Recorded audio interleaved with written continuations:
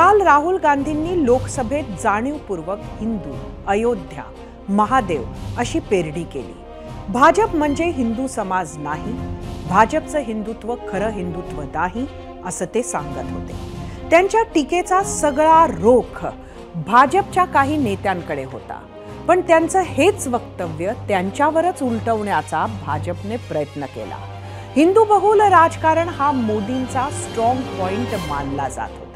2014 आणि 2019 लोकसभा निवडणुकीत मुस्लिम मतांचं विभाजन झालं, त्याचा थेट फायदा भाजपला झाला. मुस्लिम मतांशिवाय आपण निवडून येऊ शकतो हा मोदी आणि भाजपचा विश्वास दुणावला. हिंदू मतांचं कन्सॉलिडेशन आणि मुस्लिम मतांचं विभाजन भाजपला लाभदायक ठरलं. या लोकसभेला चित्र बदललं. काँग्रेसनं पुढाकार घेतला आणि सगळे भाजप विरोधक एकत्र आले. त्यांच्या इंडिया आघाडीमुळे मतांचं विभाजन टळलं. हिंदूऐवजी मतदान करताना जातीला महत्त्व आलं.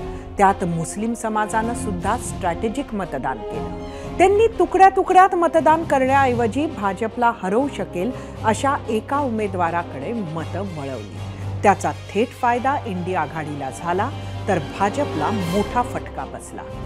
ही सगळी पार्श्वभूमी राहुल गांधींनी कालच्या भाषणात वापरलेल्या हिंदू शब्दामागे होती. 90च्या दशकात सुद्धा हिंदू विरुद्ध मुस्लिम असं राजकारण सुरू असताना उत्तर प्रदेश, बिहार, महाराष्ट्रात जातीजातीत विभागणी झाली होती. तोच प्रकार काही प्रमाणात आत्ता होताना दिसत आहे आणि त्यामुळेच राहुल गांधी हिंदू समाजाला तोडायचं काम करतायत असा आरोप रामदास आठवले यांनी केला आहे. आता कुठे 18व्या लोकसभेची सुरुवात झाली आहे. आणखी 5 वर्ष आपल्याला असे अनेक वादविवाद संसदेत पाहायला मिळणार आहेत.